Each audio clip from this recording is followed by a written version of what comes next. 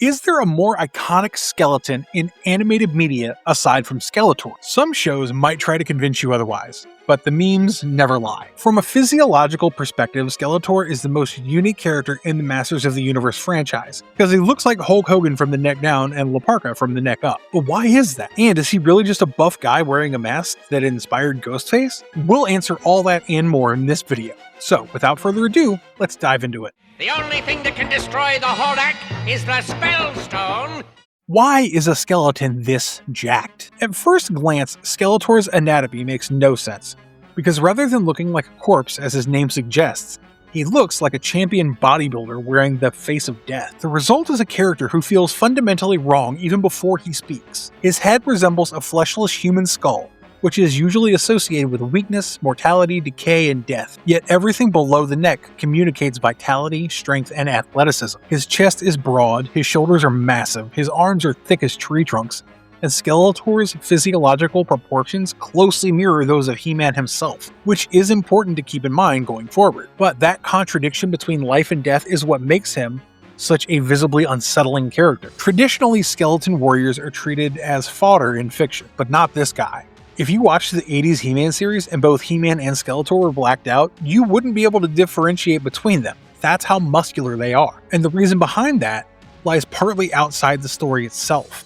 In the original toy line and early mini-comics, Skeletor inherited He-Man's exaggerated build, because the toy line needed a physically imposing villain who could stand toe-to-toe with its hero without wasting time on creating separate prototypes and designing another character from scratch. Ironically, that production shortcut created one of pop culture's most memorable silhouettes and villains. Even in lore, Skeletor is consistently portrayed as a physically powerful threat rather than a frail sorcerer, making that muscular frame part of his menace rather than a contradiction.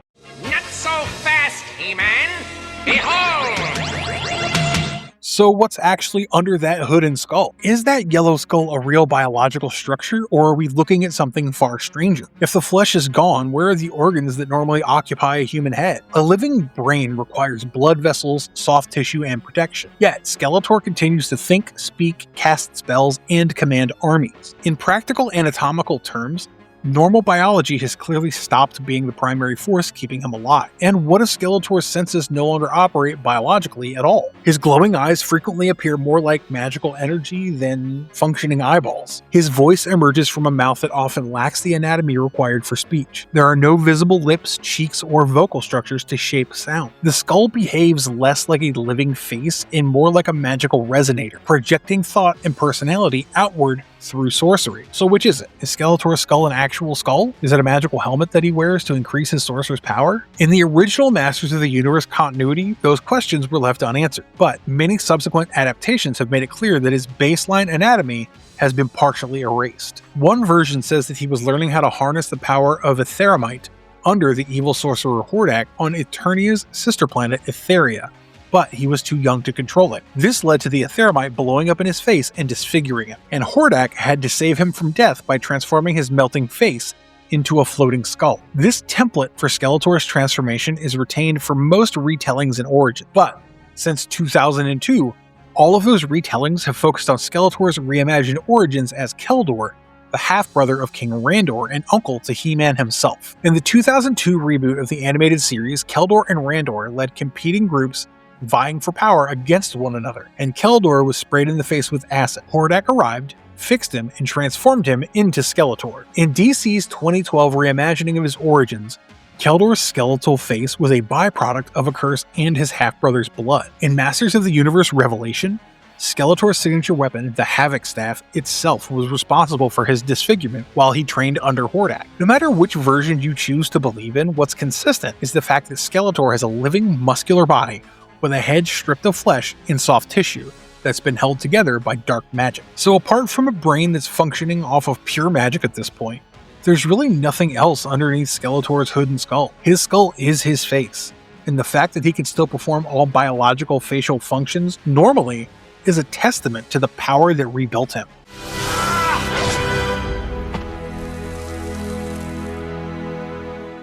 Was Skeletor originally just Keldor's cursed body? Like the franchise itself, Skeletor's origins and backstory have been rebooted so many times that giving a definitive yes or no answer just won't be enough. Because for the earliest iterations of this character, the answer is no.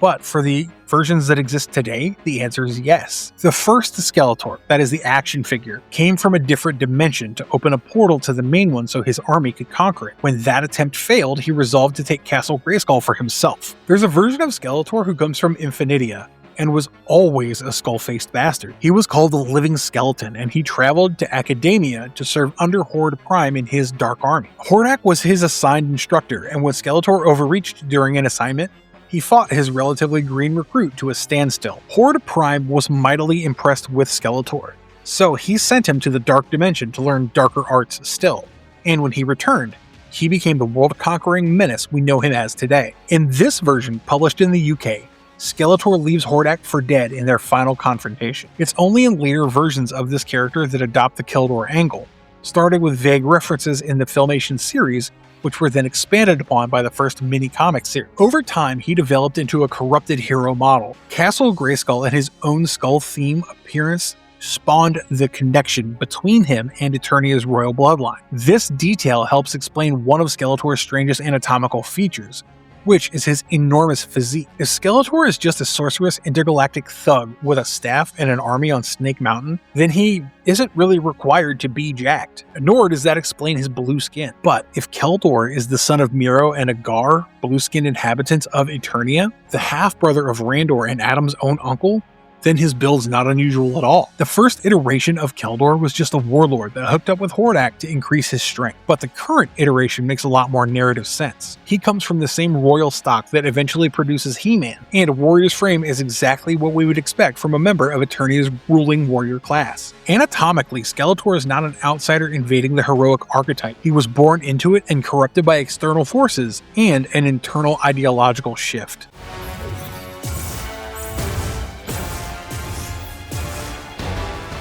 Is his strength physical, magical, or both? Is Skeletor strong because of his muscles or because of magic? The evidence suggests the answer is both. Looking only at his physique, Skeletor already possesses the anatomy of an elite Eternian warrior. His chest, shoulders, arms, and legs are built for combat, and numerous stories show him grappling opponents, throwing punches, wielding weapons, and physically matching powerful enemies. He can traverse across solar systems in seconds, and tank punches from the strongest characters in comic book history. This is not something the body of a frail wizard hiding behind spells can do, but physical strength alone can't explain everything Skeletor does and survives. Throughout the franchise, he endures impacts, energy attacks, and battles that would completely destroy even the most powerful biological organism, and has laid waste to worlds and universes, plural. He can teleport back to Snake Mountain with his catchphrase, unleash magical beasts and more potent magic with his staff, control minds, manipulate reality itself, and channel forces connected to cosmic sources of power with next to no adverse side effects. At that point, conventional anatomy stops being a sufficient explanation, because no conventionally strong superhero can battle Superman on equal footing. There's an issue where Superman and He-Man team up to fight Skeletor, and this is an overpowered duo by any measuring stick. Superman in particular is only vulnerable to a handful of things, and magic happens to be one of them, which is why his most troublesome villains are all connected to the arcane arts. Skeletor not only holds both of them off, but lands a blow on Superman that actually hurts him, which proves that he blends his physical strength with his magical essence. A more accurate way to think about Skeletor is as a reinforced chassis. The original Keldor possessed a naturally powerful body, likely inherited from the same royal warrior lineage that produced Eternia's greatest champions. Instead of replacing that foundation or making it collapse, dark magic amplified it. This becomes especially apparent in stories where Skeletor acquires even greater power. His body continues functioning despite channeling energies capable of reshaping worlds and destroying solar systems, like that of the Power Sword. A normal nervous system, skeletal frame, and muscular network should fail under that kind of strain. Yet, Skeletor continues to operate in peak physical condition in all his appearances, suggesting that years of magical exposure have fundamentally altered and augmented his physiology. You can survive a fall from this height, He-Man. Is Skeletor actually more powerful than He-Man? This answer depends entirely on which version of Skeletor you're talking about. In their normal states, He-Man usually holds the advantage. He's the franchise's physical benchmark, stronger, more durable, and generally superior in a straightforward fight. If both characters enter a battle with only their standard equipment and abilities, He-Man tends to win because his power is stable, reliable, and specifically designed for direct confrontation. Later iterations make the Power Sword his transformation trigger, and while that does make a certain amount of sense, it also gives him a considerable disadvantage. Skeletor doesn't need to activate his abilities in the same way He-Man does, and he becomes dangerous when a fight stops being fair. Unlike his nephews, Skeletor constantly searches for ways to increase his power beyond its natural limits. He combines physical strength with sorcery, forbidden knowledge, magical artifacts, and stolen sources of cosmic energy. His baseline body is already powerful enough to challenge Eternia's greatest warriors, but he rarely settles for baseline. Instead, he treats every new source of power as something to absorb, weaponize, or corrupt. This creates a fascinating contrast between the two. He-Man's power is the unchanging constant. His strength is extraordinary, but it remains relatively consistent. Skeletor has an unstable and indeterminate power ceiling. Most of the time, he's slightly below He-Man physically, yet his potential maximum output is dramatically higher. When he gains access to Havoc magic, the secrets of Grayskull, or godlike transformations like his Death Incarnate form, the balance shifts completely. Skeletor stops being a powerful sorcerer and becomes something closer to a living magical catastrophe, and his body becomes a vessel for forces far beyond his original design. That's why many of Skeletor's most dangerous forms require more than brute force to deal with. He-Man can overpower the man Keldor, but defeating the sorcerer warrior Skeletor requires allies, strategy, magical intervention, or an equivalent power increase. Skeletor's greatest threat has never been his current strength. It's his ability to keep escalating until the entire world pays the price.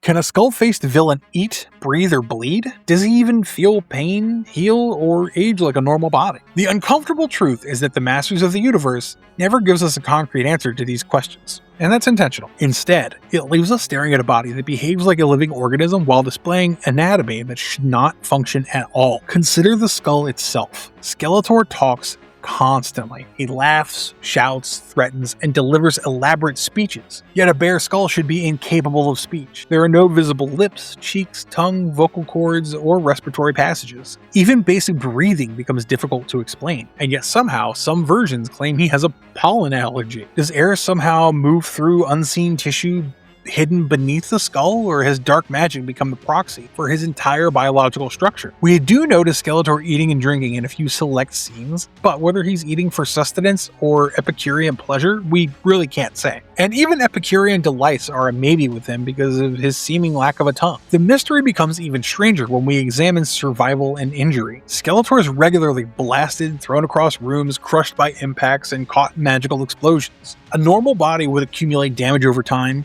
bleed when cut open, break down when it crossed the threshold of tolerance. Even the most powerful warriors show signs of age, fatigue, or physical decline, but Skeletor rarely does. Decade after decade, continuity after continuity, he remains locked in roughly the same physical condition. The muscles stay enormous, his strength remains exceptional, and his body is frozen at the peak conditioning that he had the moment Keldor ceased being fully mortal. Pain is equally difficult to assess because Skeletor clearly reacts to attacks, meaning he still feels sensations, yet he's never taken a mortal blow or exhibited anything apart from annoyance at being attacked. His responses often feel psychological as much as physical because humiliation, defeat, and wounded pride frequently provoke stronger reactions from him than bodily injury. All of this combined tells us the one thing for certainty. Skeletor's anatomy is neither that of a living man nor of a traditional undead creature, and that ambiguity is the most disturbing part of his design.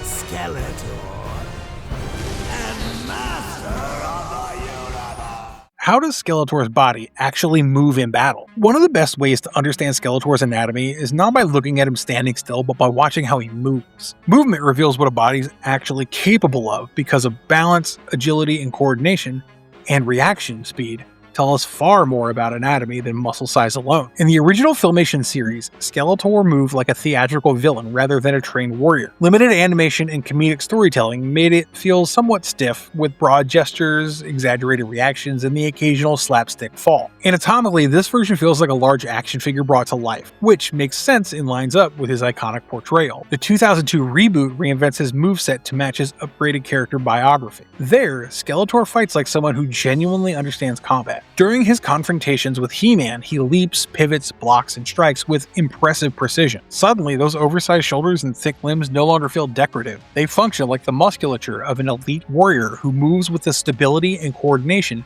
typical of a trained fighter rather than a lumbering brute. Revelation pushes this even further. Modern choreography gives his movements greater weight and intent. His footwork becomes more deliberate. His attacks switch and flow naturally between physical strikes and spellcasting. That level of fluidity suggests a nervous system and musculoskeletal structure operating at an extremely high level of efficiency. This matters because Skeletor's physique should theoretically work against him. Massive muscle mass often reduces speed and flexibility, yet he routinely demonstrates agility that contradicts his size, made possible by his sorcerer's powers in no small part, no doubt. If you track the trajectory of his character over the years, a disquieting pattern begins to emerge. The more dangerous Skeletor becomes, the smoother he moves, and every subsequent fight reinforces the same idea, that beneath the skull and behind the staff or sword is a combat organism engineered for far more than brute strength and magical dependency.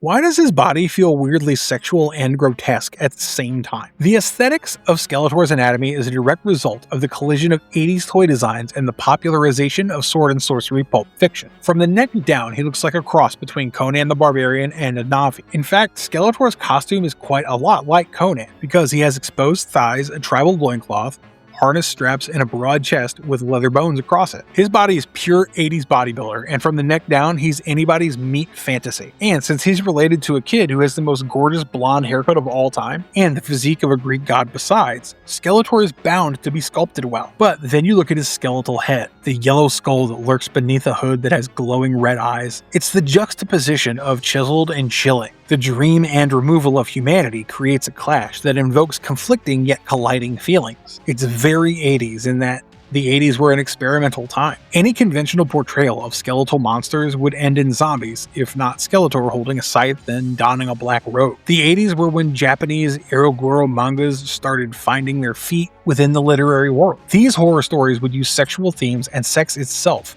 and then twist them with grotesque instances of abuse and body horror to create shocking narratives with their stories and imagery. And in many ways, Skeletor is a product of that kind of mentality. He's perfect from the neck down and dead from the neck up, a grotesque mockery of life and all the finites of the flesh. Is his skull a fixed curse or an evolving condition? How does each era tweak Skeletor's anatomy? Perhaps the most interesting way to examine Skeletor's anatomy is to stop treating the evolution of his appearance as a static character design and start treating it as an ongoing biological transformation. Across 40 years of Masters of the Universe history, his body does not merely get redesigned, it appears to evolve. There are aspects that remain fixed, of course. Skeletor's body never pulls a reverse, for example, giving him his face back and turning him into a skeleton everywhere else. But the baseline changes in Skeletor's design, which are most likely artistic differences, which happens when every iconic character gets reinterpreted, can also be viewed as a guide to the evolution of Skeletor's lore and anatomy as well, if looked at sequentially. The earliest Filmation incarnation represents the most stable version of the condition. His muscles are large but rounded. His skull is smooth and cartoonish. His eye sockets don't have eyeballs or glowing pinpricks of light, and his posture is theatrical rather than predatory. Anatomically, this Skeletor feels almost frozen in place. The 2002 series establishes a more aggressive baseline. Here, the skull becomes sharper, the musculature denser, and the movement far more athletic. This version feels closest to the idea of Keldor's original body surviving beneath the transformation. The proportions remain recognizably heroic, but the anatomy now carries visible signs of corruption. He resembles a fallen champion whose transformation is active rather than complete. This is where the concept becomes fascinating. If Keldor's destroyed face was the initial injury, then Skeletor's later forms can be interpreted as subsequent changes of the same condition. Instead of healing, the body appears to drift further from its original Eternian template every time it absorbs greater amounts of magical power. Modern interpretations, such as Revelation, push this ideal to its logical extreme. Skeletor's skull gains additional texture and harsher contours. His eyes glow with increased intensity. His armor begins merging into the overall physique, and his proportions become heavier and more imposing. He no longer looks like a warrior who suffered a curse. He looks like a supernatural force that has worn the curse for so long that it's become its natural state. It's almost like a magical disease progressing through stages. Early Skeletor is still recognizably Keldor. Middle-era Skeletor is a corrupted hybrid warrior, and Sorcerer and Peak Skeletor increasingly resembles a living magical phenomenon. housed inside a body that only vaguely remembers being human. And the most unsettling implication is that there may not be an endpoint. Every time Skeletor reaches for greater power, his body changes again. The skull remains, but the man beneath it becomes harder to find. In that sense, Skeletor's anatomy tells the entire story of the character. The further he moves from Keldor, the more powerful he becomes, and the more powerful he becomes, the less human he appears. And if that isn't the story of his character being reflected through his design, we don't know what is. And that's all we've got for you today, guys. Let us know your thoughts on Skeletor's insane anatomy in the comments below, and don't forget to like, share, and subscribe to our channel for more Masters of the Universe content. And be sure to ring that bell icon so that you are notified when we post new videos. We'll see you guys real soon with yet another video. So until then, stay safe and have a nice day.